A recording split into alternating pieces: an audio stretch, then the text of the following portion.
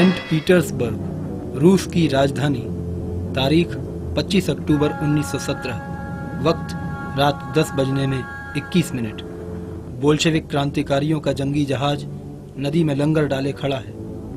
इतिहास में अभी यह अपनी जगह बनाने वाला है। रूस के राजा जार के महल विंटर पैलेस पर हमला करने के लिए उसे ठीक 1 मिनट बाद संकेत का इंतजार है।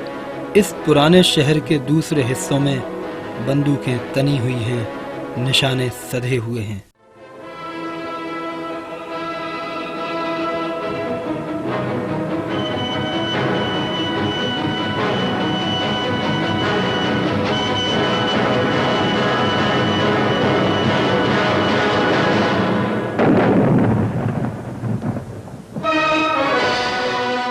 वे 10 दिन जब दुनिया हिल उठी।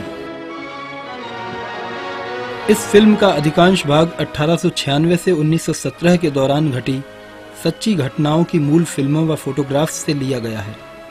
कुछ मौकों पर जहां कैमरामैन मौजूद नहीं थे, सर्जेई आइजेंस्टाइन और ग्रेगोरी अलेक्जेंड्रोव की बनाई फिल्म अक्टूबर के लिए उन घटनाओं को वास्तविक जगहों पर जाकर फिल्माया गया।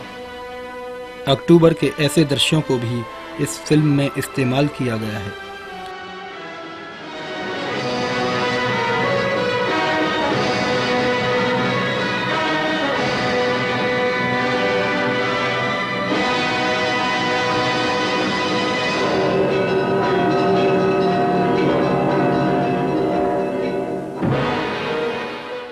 चौदह मई 1896 को निकोलस अलेक्जेंडर रोमानोव रूस के तख्त पर बैठा। उसकी गद्दी नशीनी के वक्त जमा हुई भीड़ की भगदड़ में 1300 लोग कुचलकर मर गए। 1913 में क्रेमलिन में रोमानोव साम्राज्य के नुमाइंदे रोमानोव साम्राज्य की 300वीं वर्षगांठ मनाने के लिए इकट्ठे हुए। जार और उसके परिवार के लोग लोगों के लिए जवाबदेह नहीं थे। वे जवाबदेह थे केवल ईश्वर के लिए, जिसने उन्हें तख्त दिया था। ईश्वर ने ही रोमानोवों के लिए उस तख्त की हिफाजत की। जार का इकलौता बेटा अलेक्सी निकोलाई को गद्दी पर बैठना था, लेकिन उसे हीमोफीलिया नाम की भयंकर बीमारी थी। इसलिए जार की बेटियों को साम्राज्य में हिस्सेदारी मिली। साम्राज्य कायम रहना चाहिए और लोकतंत्र से इसे बचाना बहुत जरूरी है। मैं रोमानोव साम्राज्य की इज्जत की उसी शिद्दत से हिफाजत करूंगा जैसे मेरे महान पूर्वजों ने की है, जो ये सोचते हैं कि रोमानोव साम्राज्य के दिन खत्म हो सकते हैं। वो एक बेतुका असंभव सपना देखते हैं। 20वीं सदी के शुरुआती वर्षों में जारशाही का रूस अपनी तरह से आगे बढ़ रहा था। अभेद्य, मजबूत। क्रेमलिन शहर पर खड़े बुर्ज उन 3 शक्तियों की याद दिलाते थे जो साम्राज्य को नियंत्रित करती थीं। सम्राट यानी जार, चर्च और नौकरशाही। 16 करोड़ लोगों की आबादी दुनिया के कुल क्षेत्रफल के 6वें हिस्से में रहती थी और इनके लिए इन 3 सत्ताओं के सिवाय कोई मालिक नहीं था। मॉस्को का बेहतरीन स्थापत्य उस समाज को ही प्रतिबिंबित करता था जो अपने आप में पूरी तरह आत्मविश्वासी था। इस माहौल में रूस के एक खास अभिजात्य वर्ग में उल्लेखनीय बौद्धिक विकास हुआ। ये रूस के अपने साहित्यकार ही थे, निकोलाई गोगोल, दोस्तोवस्की, चेखव और टॉल्स्टॉय, जिन्होंने सबसे पहले अपने इस चमकते समाज पर पड़ने वाली काली लंबी परछाइयां देखी थी। बेपढ़ी, गरीब और मजबूर करोड़ों जनता के लिए एक ही सहारा था, चर्च। समाजी ढांचा बदलता नहीं था और कभी बदलता लगता भी नहीं था।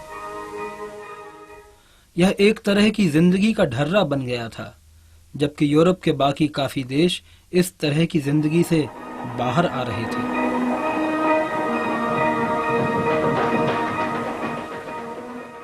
अपनी निजी जिंदगी में जार निकोलस शांत और शर्मीला इंसान था। उसका प्रेम विवाह हुआ था। एलिक्स को पाकर मेरी दुनिया ही बदल गई, कुदरत, इंसान और सब कुछ। और साम्राज्ञी ने निकोलस का प्रेम अपनी सलाहें जोड़कर उसे लौटाया। हमें ईश्वर ने इस सिंहासन पर बिठाया है और हमें इसकी पवित्रता की पूरी रक्षा करते हुए इसे अपने बेटे को सौंपना चाहिए। निरंकुश राज्य सत्ता को चलाना कितना आसान होता है। रूस की जनगणना में जार को भूस्वामी बताया गया और 60,000 लाख एकड़ जमीन का वह अकेला मालिक था। यह पूरे रूस की जमीन का आधा हिस्सा था। वो और उसके साथ के कुछ और जमींदारों के पास रूस की 95% जमीन की मिल्कियत थी। अधिकतर लोग बदलाव का ख्याल भी दिल में नहीं लाते थे। हालांकि कुछ अपवाद भी थे। उन्हीं में एक थे काउंट लियो टॉल्स्टॉय। यूं तो वो एक बड़े जमींदार थे, लेकिन उनके व्यवहार की वजह से सभी गांव वाले उन्हें पिता तुल्य मानते थे और बेहद प्यार करते थे। जब टॉल्स्टॉय की मृत्यु हुई तो गांव के लोग उन्हें याद करते हुए बेहद रोए। उनकी शव यात्रा में बहुत से गांव के बैनरों के साथ लोग शामिल हुए जिन पर लिखा था, आपकी याद में। मरने से पहले मैं मजदूरों, किसानों को ये बताना चाहता हूं कि मैंने तुम्हारी इस दुर्दशा के बारे में क्या सोचा है। तुम सारी जिंदगी तंग हाली में मेहनत करते हुए गुजारते हो, उनके लिए जो खुद कुछ भी मेहनत न कर तुम्हारी मेहनत से मुनाफा कमाते हैं। तुम इन लोगों के गुलाम हो और ये होना नहीं चाहिए। अधिकतर रूसी किसानों के पास कोई वजह नहीं थी कि वे अपने जमींदार मालिकों से प्यार करें। 1861 में गुलामी की प्रथा खत्म हुई, लेकिन आजाद इंसान के तौर पर उनकी हालत गुलामों से बेहतर नहीं हुई। तरक्की इतनी धीमी और दर्द भरी थी कि तरक्की की एक झलक देखे बगैर ही सारी जिंदगी निकल जाती थी। जिंदगी पैदा होने और मरने के बीच बस मौसमों के आने जाने से ज्यादा कुछ नहीं था। बुआई का मौसम, कटाई का मौसम और भूखे रहने का मौसम। किसान भोले थे। उन्हें समाजवाद या क्रांति की राजनीति या दर्शन शास्त्र के बारे में कुछ भी नहीं समझता था, लेकिन उन्हें भूखे रहना आता था और मालिकों से डरना आता था। गुलामी की प्रथा कानूनन समाप्त हो जाने से किसानों की जिंदगी में एक बदलाव आया। वे अब जमीन छोड़कर जा सकते थे और लाखों किसान जमीनें छोड़ शहरों की ओर चले गए। उन्हें नहीं पता था कि वहां उनके इंतजार में कौन सी जिंदगी होगी।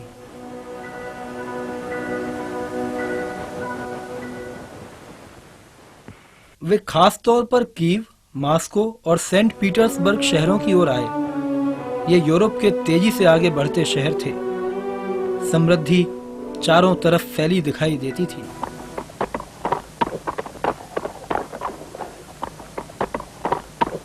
लेकिन उन शहरों का जो नया हिस्सा था, जहां उद्योग थे और जहां गांवों से आए शरणार्थी आकर बसे थे, वहां वही गरीबी और बेजारी का साम्राज्य था।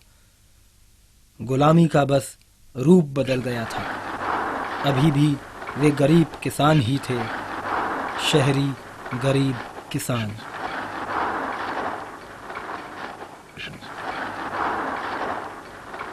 पहले विश्व युद्ध के 10 बरस पहले रूस का औद्योगिक उत्पादन तेजी से बढ़कर दोगुना हो गया था, लेकिन रूस की उत्पादकता पूरे यूरोप में सबसे कम थी।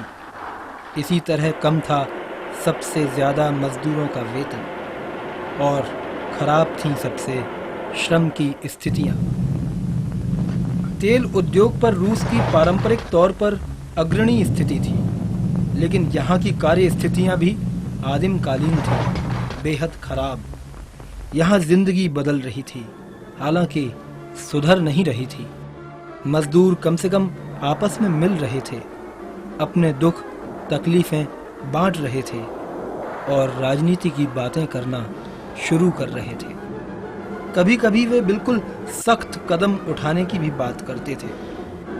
धीरे धीरे उनकी रोजमर्रा की बातचीत में एक नया शब्द जुड़ गया था, क्रांति। इन मजदूर किसानों से दूर जार का रूस इन चीजों से अनजान अपनी पहले की सी जिंदगी जीता मौज में चल रहा था।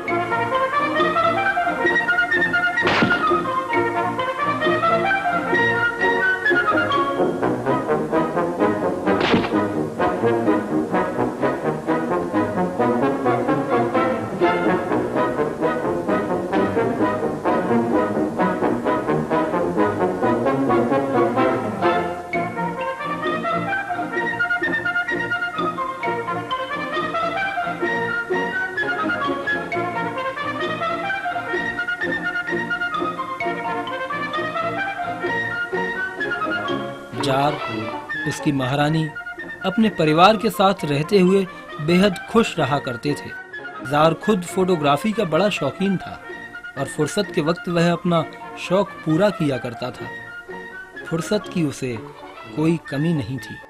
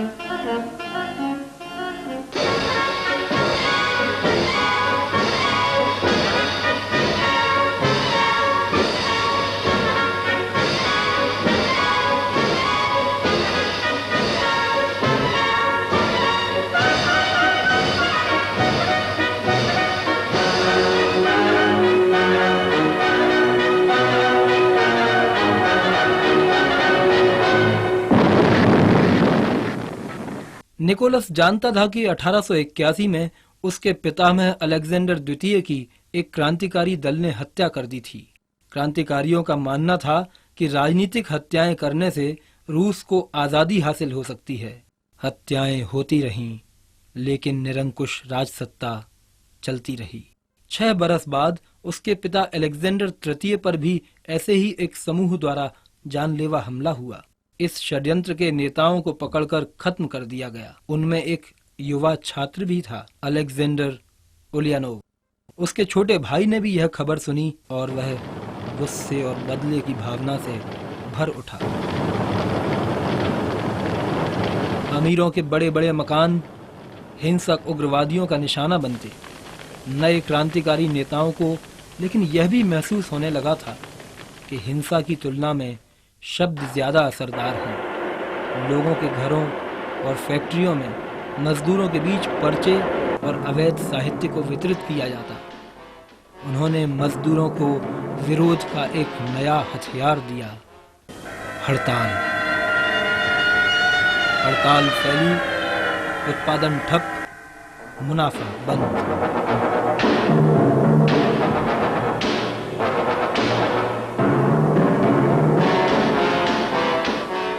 हड़तालियों को बेरहमी से कुचला गया। वे राज्य के दुश्मन थे, इसलिए उन्हें कुचला ही जाना था।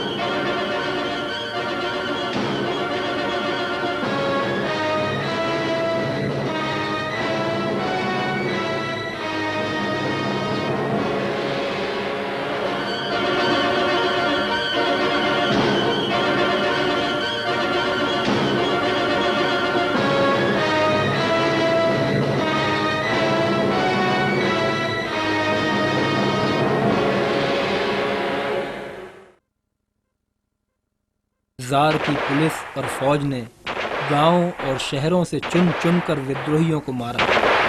बहुत से जेल भेज दिए गए और बहुत साइबेरिया।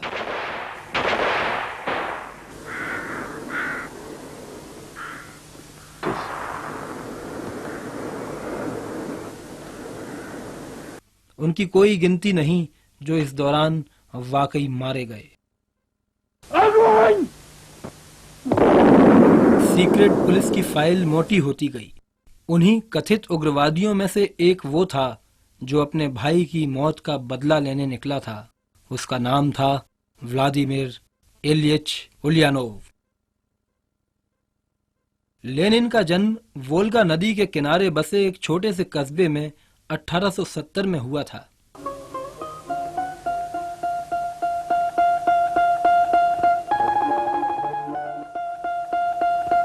पिता, माँ, बहन, परिवार और रिपोर्ट कार्ड 5 में से 5। उसका प्यारा भाई अलेक्जेंडर 1887 में गिरफ्तार हुआ था। जार की हत्या का षड्यंत्र रचने के आरोप में उसे सुशलबर्ग की जेल में भेजा गया, जहां उसे मौत की सजा दी गई। लेनिन जब 17 बरस का था तब उसका परिवार कजान में रहने चला गया। यहीं उसने पहली बार कार्ल मार्क्स की किताबों को पढ़ा और समाजवाद के वैज्ञानिक आधार को समझा, और यही उसकी बाकी जिंदगी को चलाने वाली ऊर्जा बना। साल भर बाद लेनिन का परिवार एक बार फिर अपनी जगह बदल समारा पहुंचा। समारा में अकाल नई चीज नहीं थे। लेनिन के वहां रहते एक भयंकर अकाल पड़ा। अकाल के वक्त इलाके के प्रमुख उदारवादी लोग गरीबों की मदद के लिए आगे आए। लेनिन ने परोपकार के ऐसे कामों में शामिल होने से इनकार कर दिया और पहली बार व्यावहारिक राजनीतिज्ञ का फौलादी संकल्प जाहिर किया। जब तक यह समाजी ढांचा नहीं बदलेगा तब तक हम हमेशा अकाल भुगतते रहेंगे। यह अकाल किसानों को पूंजीवादी समाज की हकीकत समझने के लिए मजबूर करता है, और जब वे ऐसा करते हैं तो जार और जारशाही में उनका भरोसा ध्वस्त हो जाता है। इसीलिए खाते पीते लोगों का गरीबों को मुश्किल में मदद करना बहुत स्वाभाविक है। सच तो यह है कि भूखे मरते लोगों को खाना खिलाकर भावुकता और दया की आड़ में वे चतुराई से इसी व्यवस्था को बचाना चाहते हैं जिसमें अकाल पड़े तो गरीब मरे और अमीर दया करें। स्विट्जरलैंड में निष्कासित समाजवादी नेताओं से मिलने के बाद 1895 में लेनिन ने सेंट पीटर्सबर्ग को नया ठिकाना बनाया। कुछ समय तक रूसी जासूसों की पकड़ से भी बचा रहा। यहाँ उसने वकालत की पढ़ाई की, लेकिन ज्यादातर वक्त भूमिगत क्रांतिकारी कामों में ही गुजरा। तंगहाली तो खैर थी ही। मेरी प्यारी माँ, मुझे थोड़े पैसों की जरूरत है। मेरे सारे पैसे खत्म हो गए हैं। मेरी मकान मालकिन बहुत किटकिट करती है। मैं हर वक्त उससे बचता रहता हूँ, और जब उससे नहीं भाग रहा होता हूँ तो अगले कमरे में रहने वाले उस आदमी से बचता हूँ जो हर वक्त एक बाजा बजाता रहता है। लेनिन की जिंदगी मुश्किलों भरी थी। उधर सीक्रेट पुलिस में लेनिन की फाइल हट्टी कट्टी होती जा रही थी। वो कई बार पुलिस से बचा, लेकिन आखिरकार पकड़ा गया।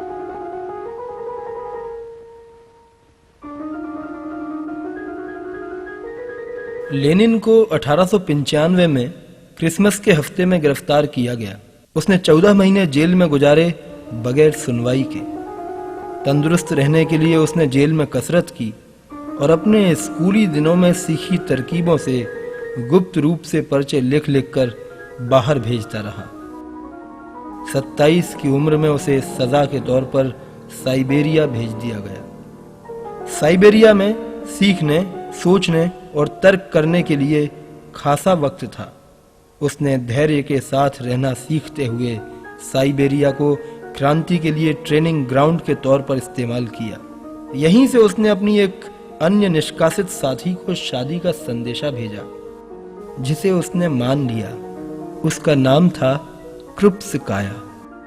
1899 के वसंत में हमने शादी की।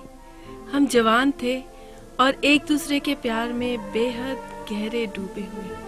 निर्वासन के उस दौर में भी थोड़े वक्त के लिए हम जैसे सब कुछ भूल गए।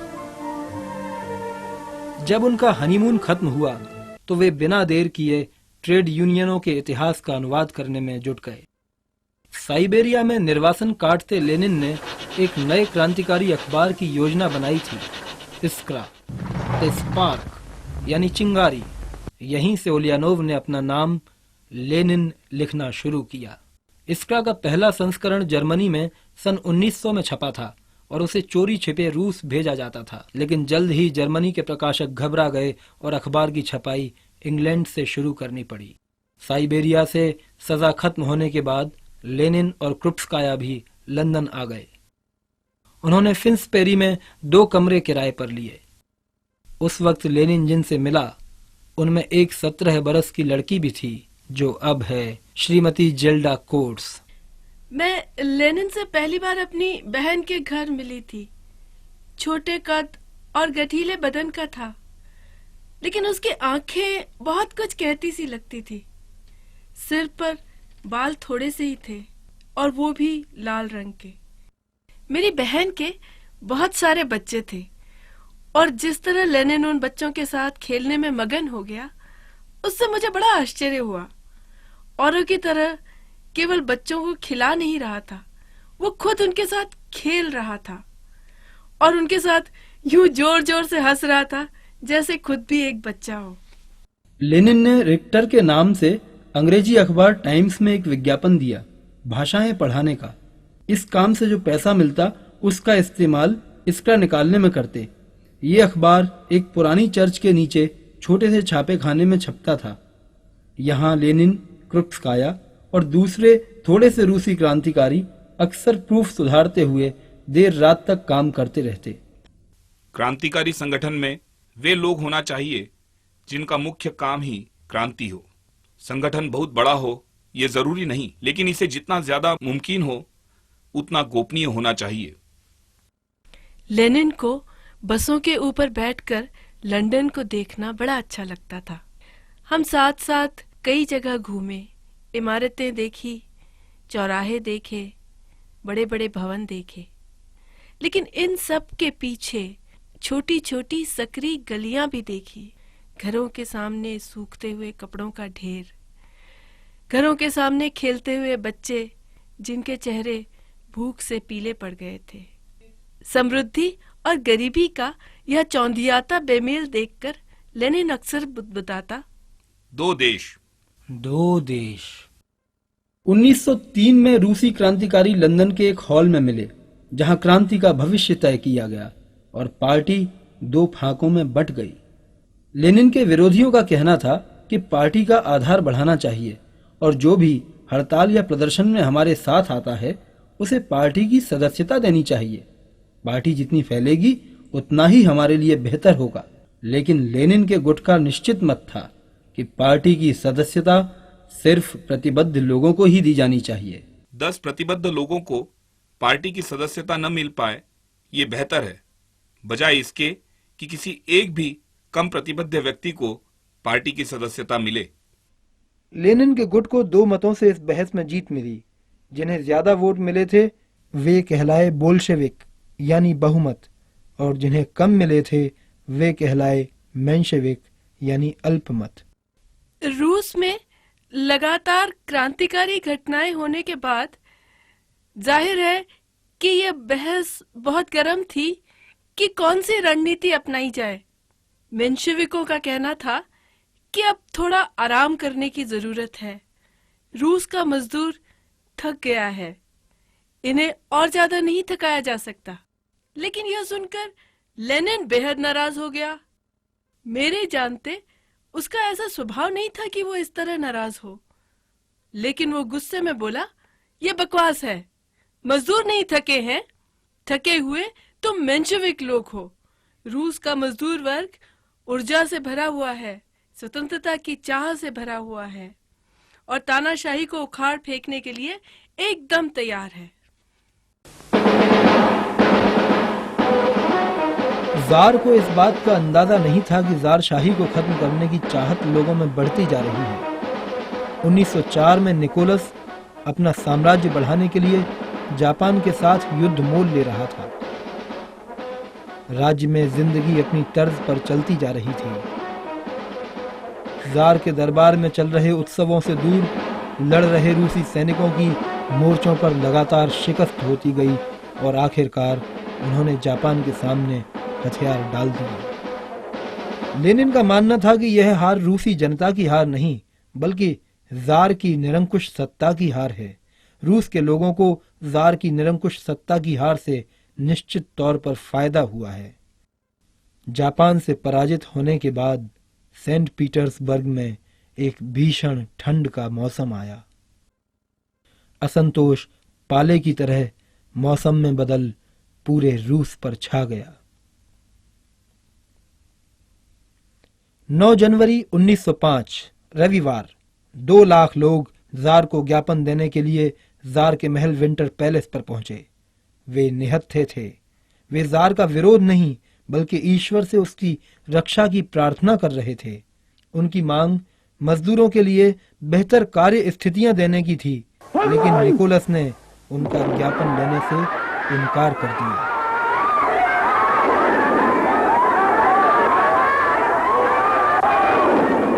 वो इतवार इतिहास में खूनी इतवार कहा गया। 1000 लोग मारे गए और 5000 से ज्यादा जख्मी हुए। उनमें औरतें और बच्चे भी थे।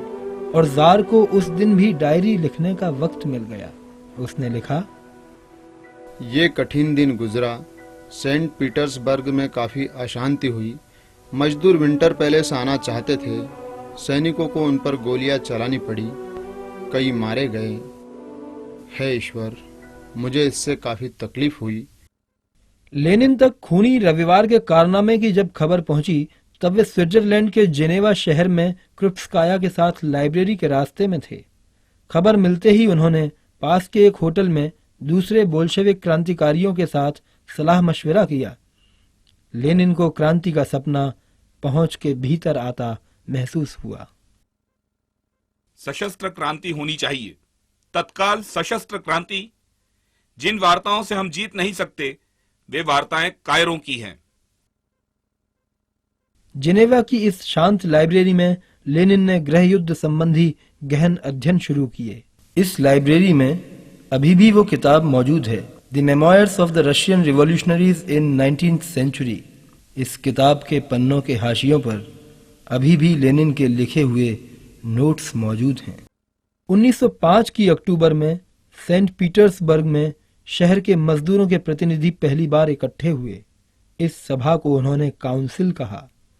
रूसी जुबान में उसे सोवियत कहते हैं। बैठक में प्रमुख फैसला लिया गया आम हड़ताल का। अक्टूबर के अंत में पूरा सेंट पीटर्सबर्ग थम गया। 30 लाख मजदूर हड़ताल पर चले गए और जार को पहली बार मजदूरों को रियायतें देने पर मजबूर होना पड़ा। उसने नेशनल असेंबली के चुनाव दोबारा करवाने का वायदा किया, लेकिन मजदूर हड़ताल पर डटे रहे। उनके नेता राज सत्ता के अंत की मांग पर दृढ़ थे।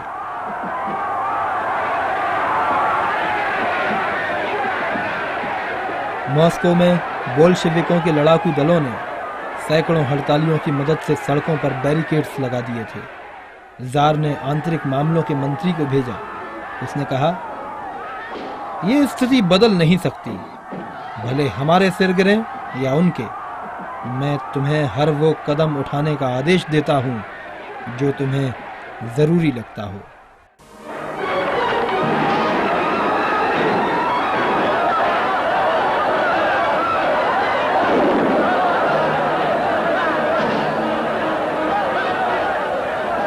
उन्नीस 1905 का जो खूनी बरस खूनी इतवार से शुरू हुआ था, उसका अंत भी एक भयानक नरसंहार से हुआ। जार की ताकत फिर किसी भी चुनौती से परे लगने लगी।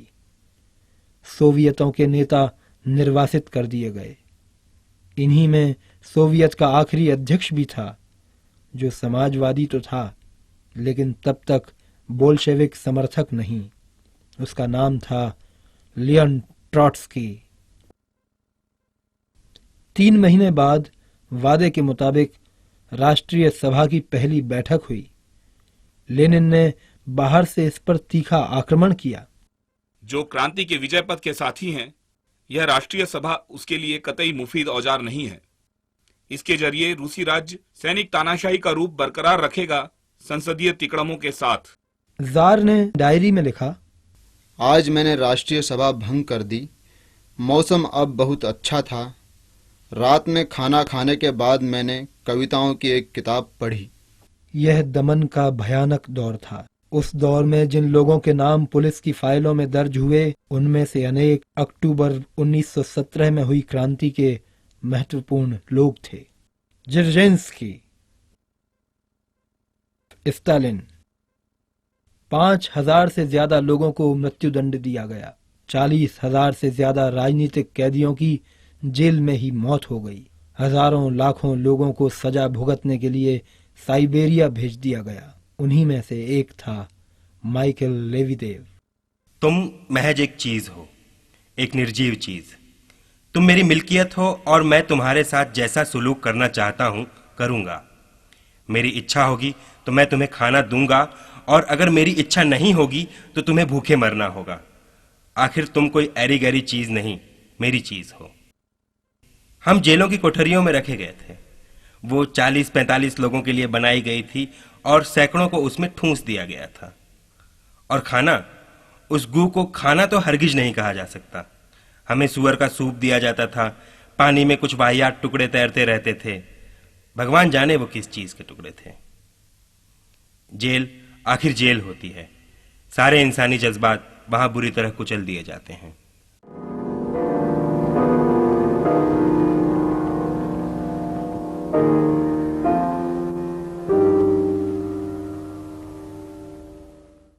उधर सेंट पीटर्सबर्ग के समाज में जिंदगी बदस्तूर जारी थी। खाते पीते घरों की लड़कियां नेक और दया के काम किए जा रही थीं। बदस्तूर। आखिर रूसी लोग बहुत नेक और खुले दिल वाले जो होते हैं। यह प्रख्यात स्मोलनी इंस्टीट्यूट है जहां उन्हें कलाएं सिखाई जाती थीं। 1917 में इसी इमारत से लेनिन ने बोल्शेविक क्रांति की जीत का ऐलान किया। 1912 में चिंगारी फिर भड़की। साइबेरिया की सोने की खदानों में काम करने वाले मजदूर तनख्वाहें काटे जाने के विरोध में हड़ताल पर चले गए। माइकल लेविदेव भी उनमें एक था। वे गोली चलाने के लिए अच्छे मुहूर्त के इंतजार में थे। एक जोर की आवाज हुई। वो शायद पहली चेतावनी थी। मजदूर चीख चिल्ला रहे थे और तभी अचानक सभी गिर गए। मैं भी गिर पड़ा, और जैसे ही मैं गिरा मैंने डेमिलेव को देखा। वो मेरे करीब ही अजीब स्थिति में पीठ के बल पड़ा हुआ था और उसके हाथ में एक बगैर जली सिगरेट मुझे घूर रही थी। और फिर मैंने देखा उसके नीचे से कोई काला कीड़ा रेंगता हुआ। वो खून था। ये मजाक नहीं था। वे सचमुच लोगों को गोलियों से भून रहे थे। फिर गोलियों की तड़तड़ाहट हुई। फिर शांति।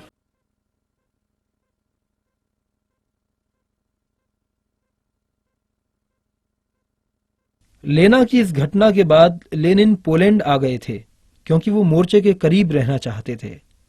हर दिन वो अपना खाना खत्म करने के बाद अपना लिखा लेख भेजने के लिए पोस्ट ऑफिस जाते थे। कृप्स्काया उन दिनों के बारे में बताती है। हम कॉमरेडों के एक छोटे से समूह में रहते थे। हमारे खूब सारे दोस्त थे जिनके साथ हम घूमने जाया करते थे। उन लोगों ने हमारा नाम हाइकर्स पार्टी रखा हुआ था। इलीच को संगीत बहुत पसंद था और रोज शाम को संगीत सभाओं के लिए निमंत्रण मिलते थे। कस्बे की शांति में लेनिन की बाहरी जिंदगी उसके भीतर उबल रहे क्रांतिकारी विचारों की बिल्कुल उलट थी। बुर्जुआ लोकतंत्र का वक्त अब खत्म हो गया है। क्रांति का रास्ता अब तैयार है। मजदूर वर्ग मार्क्सवादी तरीके से संगठित होकर बुर्जुआजी को उखाड़ फेंकेगा और साम्यवाद कायम करेगा।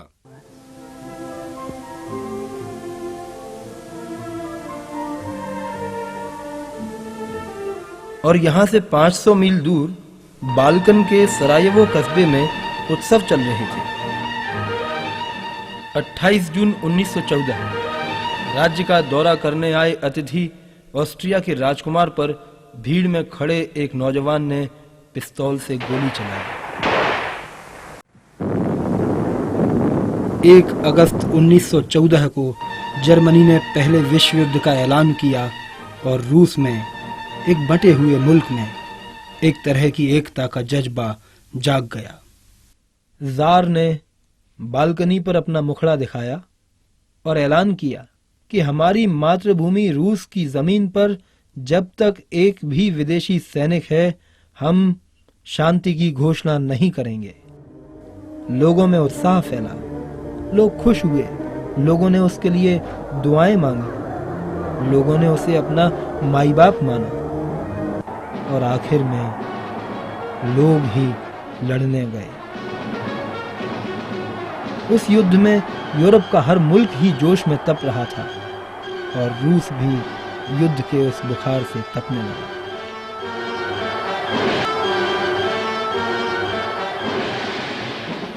युद्ध के पहले ही हफ्ते में 15 लाख लोगों की सेना जुटा ली गई। स्वयं सेवक अब तक के सबसे बड़े नरसंहार की ओर बढ़ रहे थे।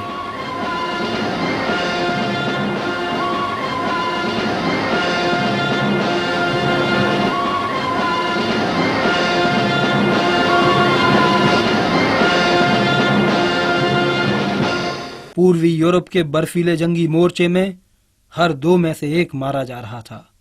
लाशें दफनाई नहीं जाती थीं।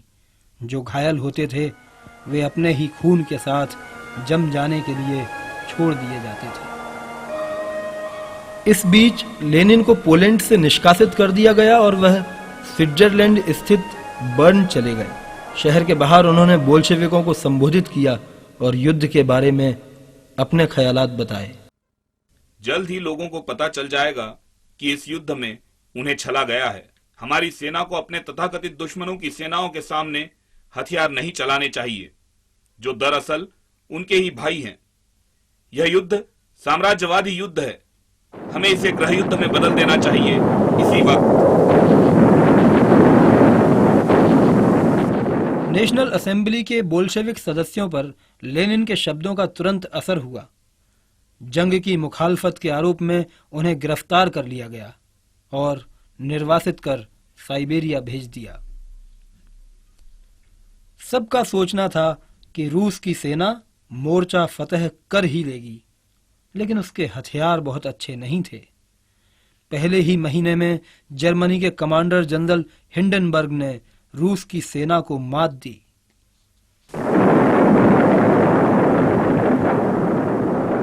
जर्मन सेना ने रूसी सेना को चारों ओर से घेर लिया। अगस्त 1914 में रूस के 3 लाख सैनिक या तो घायल हो चुके थे या मारे गए थे।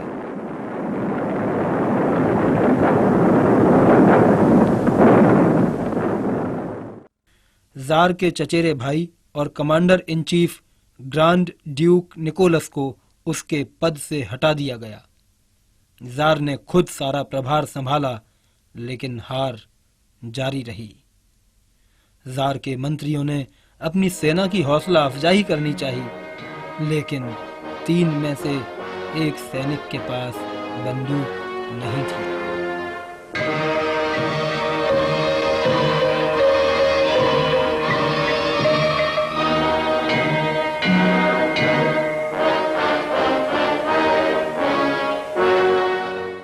वहां महल में एक अलग किस्म की धार्मिक आस्था पैदा हो गई थी। रास्पुतिन नाम के एक शराबी पर रानी की गहरी आस्था बढ़ गई थी कि वह अपनी चमत्कारिक शक्तियों से उसके बेटे को बीमारी से बचा सकता है। नशेड़ी होने के बावजूद खूबसूरत महिलाएं उसकी ओर काफी आकर्षित होती थीं। रानी तो जैसे पूरी तरह उसके पाश में बंधी हुई थी। जो वह कहता है उसे हमेशा करना चाहिए। उसकी कही हर बात के गहरे मतलब होते हैं। हालांकि कार्टूनिस्ट इस बात को दूसरे नजरिए से भी देखते थे। रास्पुतिन के प्रभाव में रानी ने मोर्चे पर लड़ रहे अपने पति को लंबे लंबे खत लिखे। मेरे प्यारे निकी, मेरा दिल बहुत दुखी हो जाता है यह सोचकर कि तुम मेरे बिना कितनी सारी चीजों को झेल रहे हो। तुम्हारे कंधों पर बहुत भारी बोझ आ पड़ा है। अफसरों में ना तो कोई टीम भावना है और ना ही कोई हौसला। लेकिन फिर भी मेरी उम्मीद है कि तुम सैनिकों से लगातार मिलते रहोगे। घायलों की सेवा करना, उनकी पीड़ाओं को थोड़ा भी कम करने से मेरे दुखते दिल को थोड़ी राहत मिल जाती है। रानी ने सेंट पीटर्सबर्ग में एक मिलिट्री अस्पताल खोला। मोर्चे पर मरने और घायल होने वालों की तादाद लगातार बढ़ती जा रही थी। हिंडनबर्ग की सेना लगातार रूसी सेना को पीछे खदेड़ रही थी।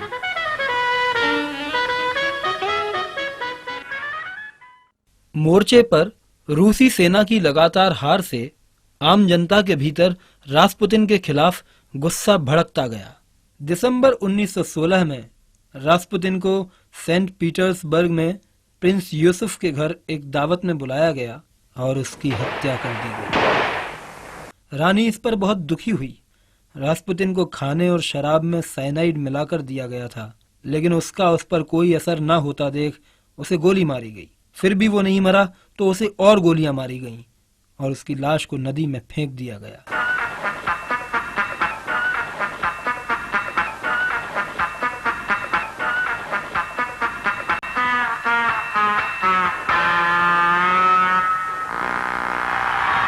उन्नीस 1916 की सर्दी रूस के लिए पूरी सदी की सबसे ठंडी सर्दी थी।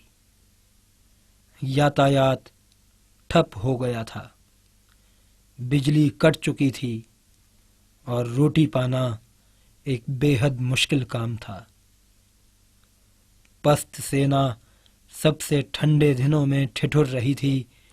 पराजय के अपमान के बाद ठंड की मुसीबतें आने वाली थी। टूटी हुई सेना के पास वसंत का इंतजार करने और लाशों को ठिकाने लगाने के अलावा कोई काम नहीं था।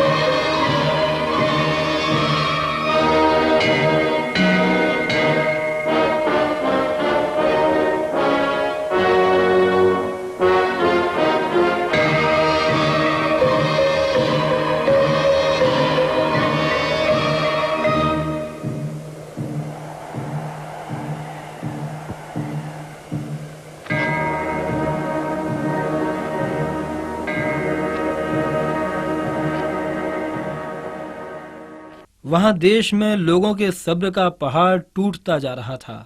लोग सड़कों पर उतर आए थे। रानी का दिल पसीजा नहीं। ये लोग चिल्ला रहे हैं कि इनके पास खाने को रोटियां नहीं हैं। ये सच नहीं है। ये सिर्फ इसलिए ऐसा कर रहे हैं कि बाकी लोगों को भड़का सकें। मैं सोचती हूँ कि चीजें जल्दी ही ठीक ठाक हो जाएगी। नेशनल असेंबली ने लोगों से अपील की कि वे शासकों का विरोध करें।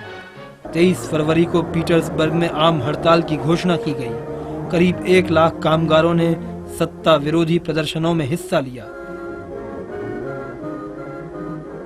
जार ने सख्त आदेश जारी किया कि अव्यवस्था तुरंत रोकी जाए, लेकिन जार के आदेश से कोई फर्क नहीं पड़ा।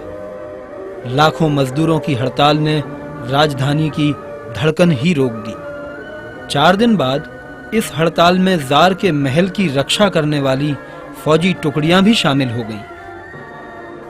ये एक निर्णायक मोड़ था। बिना सेना के जार के आदेशों का पालन करने वाला कोई नहीं था। अब पीटर्सबर्ग, जार और पूरा रूस जनता के कब्जे में था।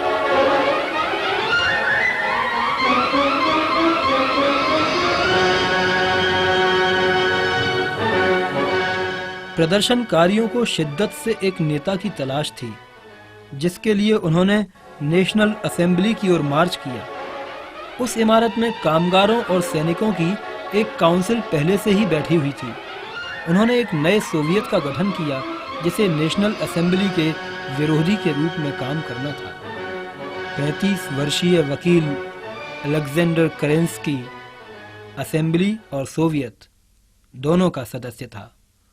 वह प्रतिभाशाली वक्ता था और जार को उखाड़ फेंकने की उसकी साहसी अपीलों ने उसे तुरंत लोकप्रिय और जनता का आदर्श बना दिया था। मोर्चे पर जब सैनिकों को राजधानी में हुए दंगों के बारे में पता चला कि इससे जार का सफाया हो जाएगा, तो उन्होंने खूब जश्न मनाया, नारे लगाए और झंडा ऊंचा किया। वे सोच रहे थे कि बेशक नई सरकार युद्ध की समाप्ति की घोषणा कर देगी। 2 मार्च 1917 को रोमानोव वंश का आखिरी वारिस ढह गया। बिना किसी विरोध के निकोलस ने जार शाही के खत्म होने के करारनामे पर दस्तखत किए। वो बहुत जिद्दी था। युद्ध के लिए वो अड़ा रहा।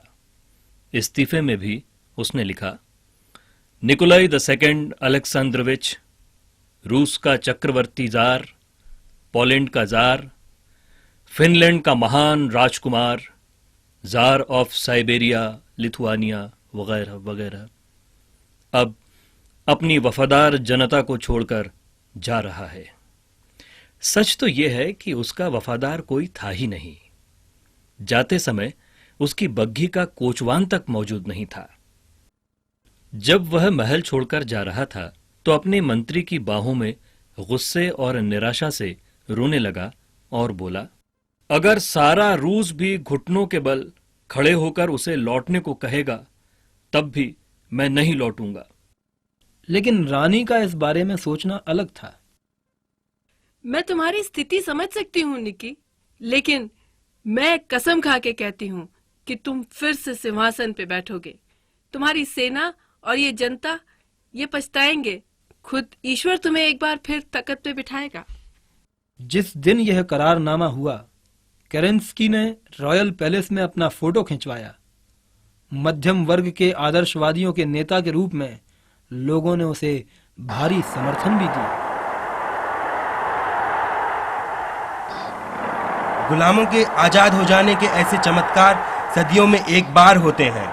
हमारा नारा है आजादी, समानता और भाईचारा। दक्षिणपंथियों व मध्यम मार्गियों ने एक गठबंधन सरकार बनाई, जिसमें प्रधानमंत्री थे कंजर्वेटिव प्रिंस लव। केरेंस्की को न्याय मंत्री बनाया गया। भीड़ ने जार के दफ्तरों को लूट लिया। उन्होंने पुलिस मुख्यालय को तबाह कर दिया और जेल खोल दी। हजारों राजनीतिक कैदियों को रिहा कर दिया गया। उनमें से ज्यादातर बोल्शेविक थे, जिन्होंने तुरंत ही लोगों को यह बताकर सख्ते में डाल दिया कि यह सरकार बुर्जुआ सरकार है। उनमें से प्रमुख थे मोलोतोव, साइबेरिया से निर्वासन काटकर लौटा वह शख्स, और दूसरा था लौह पुरुष स्टालिन। लेनिन इस बीच ज्यूरिख से पोलैंड पहुंच चुके थे। जब फरवरी विद्रोह के समाचार उन तक पहुंचे, उस वक्त वो एक पुराने रेस्तरां के कमरे में थे। उन्होंने नए एक्शन प्लान के बारे में रूस में साथियों को लिखा। उन्होंने जंग खत्म करने का आह्वान किया और जंग में शामिल मुल्कों की जनता से अपील की कि वे अपनी सरकारों को उखाड़ फेंकें जो उन्हें युद्ध में झोंक रही हैं। लेनिन ने अपना निर्वासन खत्म कर जल्द से जल्द पीटर्सबर्ग पहुंचने का फैसला किया। लेनिन 10 साल से ज्यादा समय से रूस से दूर थे। वे अपने साथी क्रांतिकारियों के साथ सफर कर रहे थे। उन्होंने एक निजी ट्रेन में जर्मनी पार किया। उनके रास्ते के निरापद होने का वादा खुद कैसर ने उनसे किया था। जर्मनी की सरकार ऐसे लोगों का फायदा उठाना चाहती थी जो युद्ध में रूस की भूमिका का हिंसक तरीके से विरोध कर रहे थे। वे स्वीडन और स्टॉकहोम के रास्ते आगे बढ़े। रास्ते में जब लेनिन अपने लिए नया जूता खरीदने के लिए रुके, तब एक फोटोग्राफर ने उनकी यह तस्वीर ली थी। वहां क्रांतिकारियों का एक दल उनके साथ हो लिया और फिर वे आगे बढ़े। 3 अप्रैल 1917, 10 साल के निर्वासन का समापन। स्विट्जरलैंड छोड़ने के 8वें दिन और फरवरी विद्रोह के 6 हफ्तों के बाद लेनिन सेंट पीटर्सबर्ग पहुंचे। स्टेशन पर एक बड़ी भीड़ ने उनका स्वागत किया और चाहा कि वे उन्हें इंकलाब के लिए बधाइयां दें, लेकिन लेनिन के लिए इंकलाब अभी भी भविष्य की गोद में था। ये सरकार तुमसे जो वादे कर रही है वह झूठे हैं। ये तुम्हें युद्ध, भूख और जमींदार देगी, जबकि तुमको जरूरत है शांति, रोटी और जमीन की।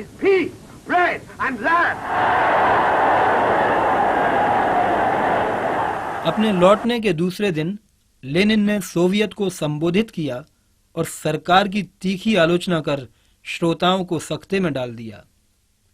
रूस के ज्यादातर सोशल डेमोक्रेट्स ने समाजवाद के साथ छल किया है। हम इस दुनिया को पूरी तरह से फिर से बनाना चाहते हैं और इसका एक ही संभव रास्ता है कि मजदूरों और गरीबी से जूझ रहे किसानों को ही सत्ता दे दी जाए। यह मानव इतिहास की सबसे महान मजदूर क्रांति होगी। लेनिन के लौटने के कुछ दिनों बाद लियोन ट्रॉट्स्की न्यूयॉर्क से लौटे। वो और उनके समर्थक करीब 12 साल से लेनिन की मुखालफत कर रहे थे, लेकिन अब समझदारी के साथ बोल्शेविकों के लिए अनमोल साथी बन सकते थे। कुछ ही दिनों में नई सरकार अपनी जमीन खोती नजर आई। इसी बरस के मध्य में करीब 30,000 सैनिकों, कामगारों ने एक मार्च निकाला और सरकार के खिलाफ नारे लगाए। वे इस नई सरकार को उखाड़ फेंकना चाहते थे। जंग के मोर्चे पर बोल्शेविकों की शांति की अपील का तुरंत असर हुआ। सेना में एक तरह से बगावत हो गई और कई बार उन्होंने दुश्मन की सेनाओं के साथ भाइयों की तरह व्यवहार किया। सेना में चल रही बगावत से गाफिल सरकार ने केरेंस्की को युद्ध मंत्री बना दिया। बिना सेना और सैनिकों का विश्वास हासिल किए उसने घोषणा की और मित्र देशों को आश्वासन दिया कि रूस युद्ध में अपनी हिस्सेदारी जारी रखेगा। अमेरिका के प्रतिनिधि मंडल ने इस आश्वासन का स्वागत किया और ब्रिटिशों को भी केरेंस्की ने यह कहकर प्रभावित कर लिया कि पूरी राजधानी में बोल्शेविकों के खिलाफ प्रदर्शन चल रहे हैं। बैनर पर लिखा है, रूस लेनिन के प्रयोगों में काम आने वाला मेंढक नहीं है।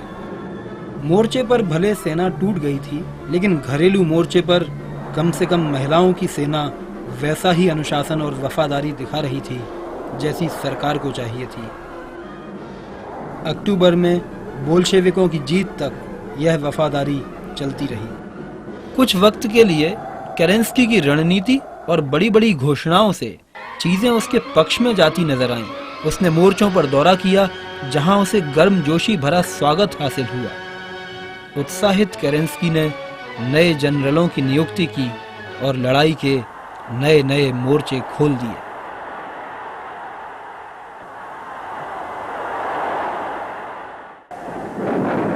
लेकिन दोनों ही जगह नाकाम रहा। उधर बोल्शेविकों ने शांति की अपीलें करना जारी रखा था। जितनी बार केरेंस्की की सेना को हार मिलती, उतनी बार बोल्शेविकों का सितारा बुलंद होता। वे कहते हैं कि रूस में कोई राजनीतिक पार्टी नहीं है जो पूरी सत्ता संभाल सके। मैं कहता हूं कि है। हमारी पार्टी तैयार है। मेरी मांग है कि उन पूंजीपतियों के बही खातों को सार्वजनिक रूप से प्रकाशित किया जाए जो युद्ध से भी नफा कमा रहे हैं। उधर केरेंस्की भी चुप नहीं था। वो बोला, तुम बोल्शेविक लोग समस्याओं का बहुत ही बचकाना समाधान सुझाते हो। गिरफ्तार कर लो, गोली मार दो, नष्ट कर दो। आखिर तुम लोग होते कौन हो? गर्मियों के साथ पीटर्सबर्ग में माहौल भी गर्माता जा रहा था। जगह जगह प्रदर्शन लगातार बढ़ते जा रहे थे। हालात न तो सोवियतों के काबू में थे और न ही सरकार के।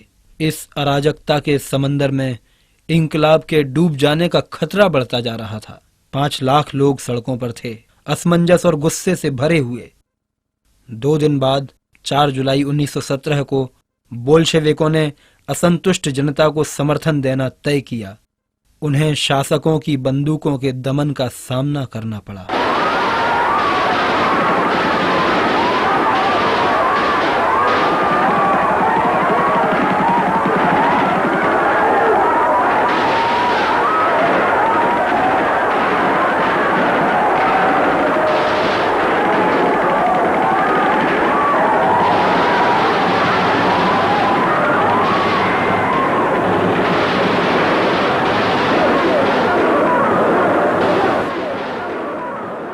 सात जुलाई को अलेक्जेंडर केरेंस्की रूस का प्रधानमंत्री बना। उसने बोल्शेविक हेडक्वार्टर को तबाह कर दिया। बोल्शेविक नेताओं की गिरफ्तारी के वारंट जारी कर दिए गए। पहली बार अधिकृत तौर पर लेनिन को जर्मनी का एजेंट घोषित किया गया। बोल्शेविकों ने उन्हें भाग निकलने में मदद की। एक भूरे रंग की गाड़ी में सवार होकर, अपनी चिर परिचित दाढ़ी मुंडवाकर, इवानोव जाली नाम रखकर, पासपोर्ट के सहारे वे नॉर्थ की ओर चले गए। हिंसक हो चुकी राजधानी से 20 मील दूर गाजले के मैदानों में उन्होंने शरण ली। वह यहाँ कई मकानों में छिपे थे। वो 1917 की गर्मियों के दिन थे। भागे हुए तमाम लोगों की तरह जानकारियों, जरूरतों और पनाह के लिए उन्होंने अपने दोस्तों पर भरोसा किया। मुझे अपनी टोपी के लिए एक रिबन, चाय और शेविंग के लिए ब्रश की जरूरत है। कुछ दिनों बाद असुरक्षित महसूस करने के बाद वो एक दूसरी जगह चले गए। उन्होंने घास फूस से एक आदिम झोपड़ी बनाई और उसमें रहने लगे। एक कटे हुए दरख्त के तने को उन्होंने लिखने की मेज के रूप में इस्तेमाल किया और इंकलाब की तकरीरें लिखने लगे। हमारी सदस्यता अप्रैल के मुकाबले अब दोगुने से ज्यादा हो गई है। सेना पूरी तरह हतोत्साहित है और किसान हमारी ओर आकर्षित हुए हैं। सरकार बटी हुई और बेअसर हो गई है। बुर्जुआ क्रांति मजदूरों की क्रांति में तब्दील हो जाएगी, भले आज नहीं कल, पर बहुत ही जल्द। 12 अगस्त को मॉस्को में प्रोविजनल सरकार ने कोशिश की कि सेना के बीच एकजुटता को दर्शाया जा सके। रूस की दुविधा को खत्म कर रास्ता निकालने के लिए एक सर्वदलीय बैठक बुलाई गई। रूसी समाज और राजनीति से जुड़े 2000 से ज्यादा प्रतिनिधियों ने इस बैठक में हिस्सा लिया, लेकिन इन लोगों में बोल्शेविक नहीं थे। उन्होंने इस बैठक का बहिष्कार किया और बैठक वाले दिन आम हड़ताल की घोषणा की और प्रतिनिधियों पर आरोप लगाया कि वे जनता का सही प्रतिनिधित्व नहीं करते। बैठक में लंबी मशक्कत के बाद एक नया शख्स उभरा, जनरल कॉनिलॉफ, नया कमांडर इन चीफ। वह लोगों में फैलते भ्रमों को लेकर इतने गुस्से में था कि उसने फौजी कार्रवाई के जरिए कानून व्यवस्था अपने हाथों में ले ली।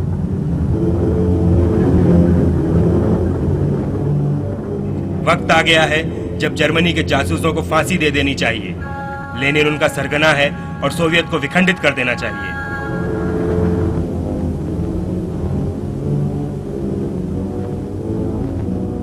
कॉनिलॉफ की सेना ने राजधानी को कूच किया। केरेंस्की ने कॉनिलॉफ को उसके अधिकारों से मुक्त कर दिया। उल्टे कॉनिलॉफ ने सरकार से इस्तीफे की मांग कर दी। उसका दस्ता सेंट पीटर्सबर्ग की ओर बढ़ता रहा।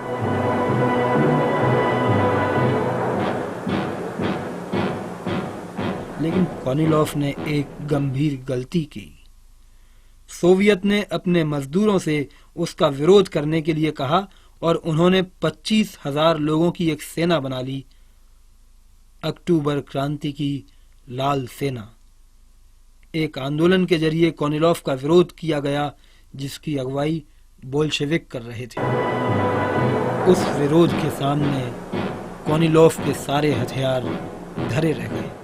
उसका विरोध करने वाले लोग जीतकर शहर लौट आए।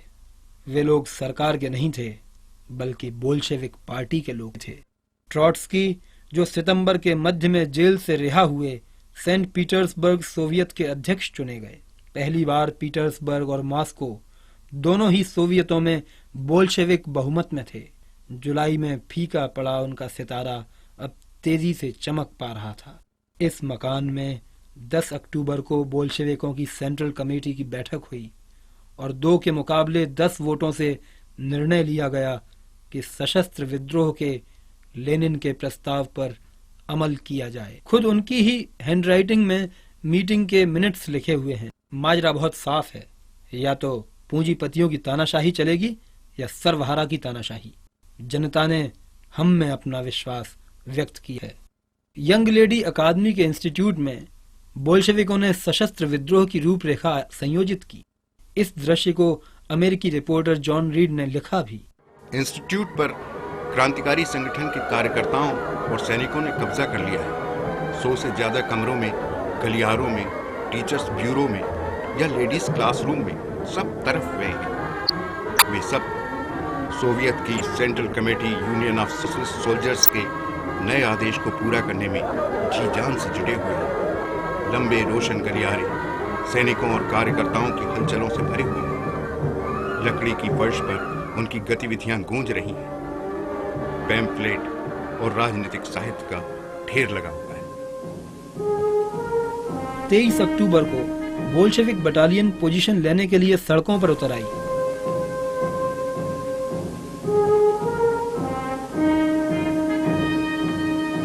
हालांकि केरेंस्की सरकार जानती थी कि क्या हो रहा है, लेकिन उसने इससे निपटने के लिए बहुत ही कम इंतजामात किए थे।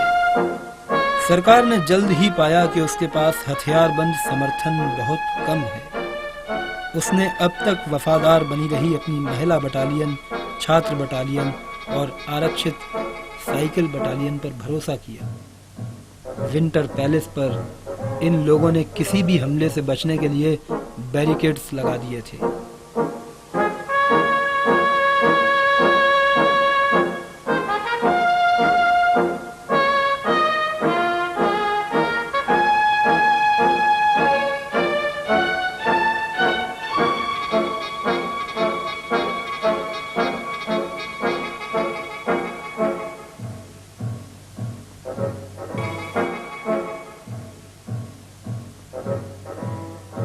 चौबीस अक्टूबर को उसी इंस्टीट्यूट में बोल्शेविकों ने इंकलाब की निर्णायक योजना बनाई।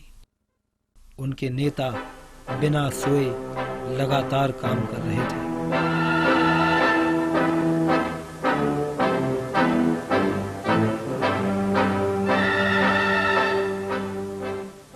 पच्चीस अक्टूबर की सुबह बोल्शेविक बटालियन शहर के प्रमुख स्थानों पर कब्जा करने के लिए निकल पड़ी। Railway station, telephone exchange, state bank और नदी पर बना हुआ मुख्य पुल।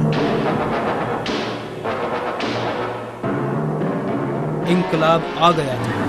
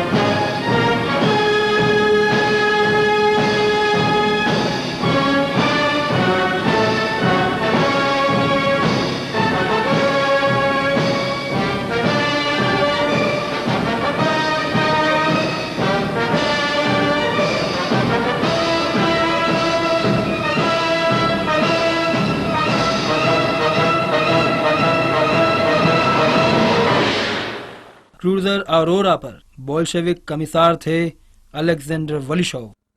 आसपास का इलाका हमारे इलेक्ट्रीशियन ने रोशन कर दिया था ताकि इंकलाबी लोग शहर के बीचों बीच इकट्ठे हो सकें और विंटर पैलेस को घेर सकें। तैयारियों के बीच आदेश का इंतजार किया जा रहा था ताकि विंटर पैलेस पर गोला दागा जा सके।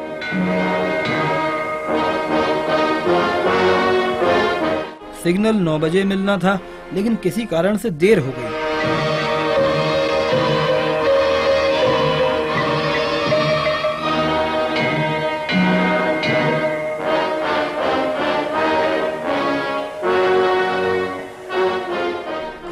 9:45 बजे पीटर पॉल किले से हमें सिग्नल मिला और कमिश्नर होने के नाते मैंने आदेश दिया कि विंटर पैलेस पर गोला दागा जाए।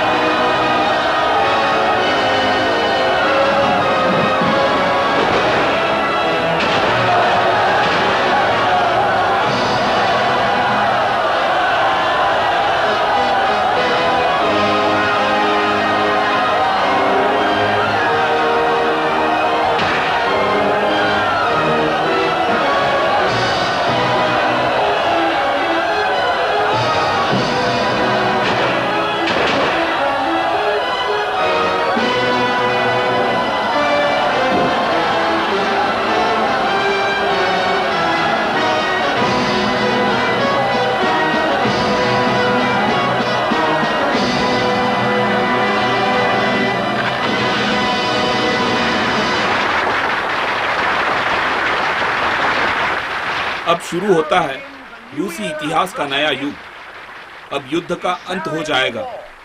अब भूमि की अनियमितता समाप्त हो जाएगी। अब उद्योगों पर खालिस रूप से मजदूरों का मालिकाना हक होगा। दुनिया की समाजवादी क्रांति जिंदाबाद।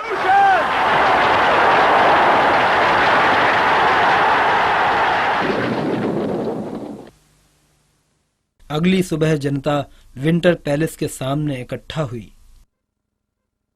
सिर्फ 8 महीनों में पहले ज़ारशाही और अब उदारवादी लोकतंत्र नेस्तनाबूद हो गया।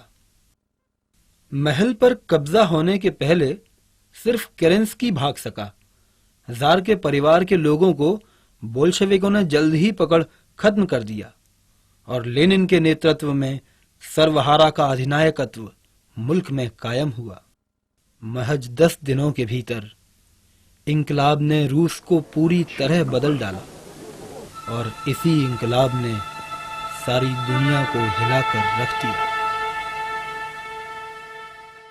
सुबह होने तक बर्फ की मोटी परत ने जमीन को ढांप लिया था। कोहरा इतना था कि 10 फीट आगे तक देख पाना मुमकिन नहीं था। कीचड़ अब खो चुका था। अंधेरे में खोया शहर अब झक सफेद चमक रहा था। इंकलाब हो जाने के बाद भी पूरा रूस एक ऐसे भविष्य की ओर बढ़ रहा था जिसके बारे में कुछ कहा नहीं जा सकता था। लेकिन शहर खुशी की हिलोरों में था। चारों ओर सफेदी थी।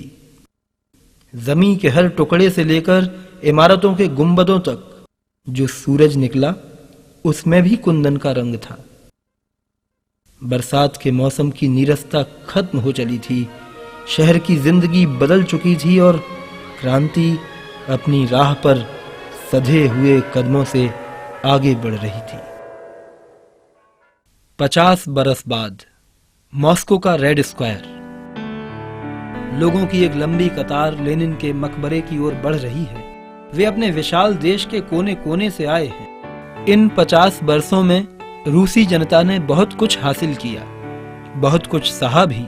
इतिहास में बेमिसाल औद्योगिक बदलाव देखा और दूसरी बड़ी जंग में अपने 80% उद्योगों की तबाही भी झेली। डटे रहे और फिर बनाया एक पिछड़े अंधेरे दौर से नाभिकीय ऊर्जा तक का सफर।